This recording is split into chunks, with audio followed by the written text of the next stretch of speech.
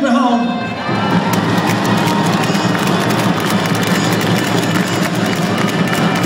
Og de kommer på banen her.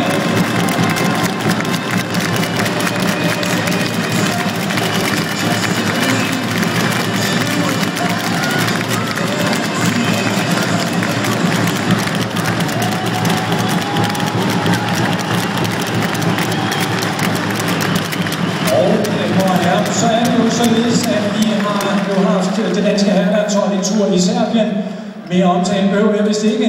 Vi vidste jo ved alle sammen, hvordan det er gået. En flot Europamester har vi fået.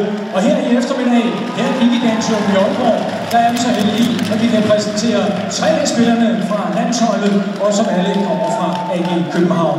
Jens Christensen, som er formand for divisionsforeningen håndbold, er nu klar til overrække en buket blomster. Og den første, han skal overrække blomster til, det er Henrik Toft Hansen.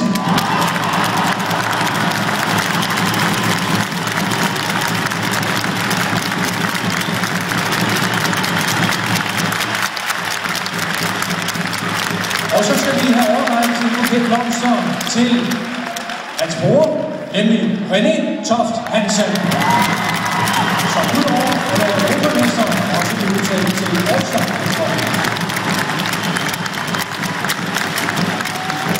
Så mangler vi som en bare en enkelt buket.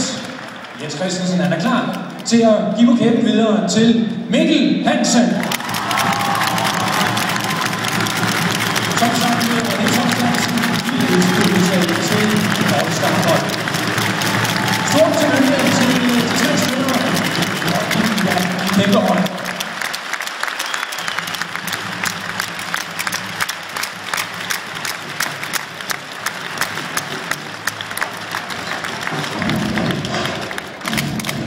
Og så, mine damer og herrer, så er vi så småt, at vi skal til at gøre klar til den første semifinale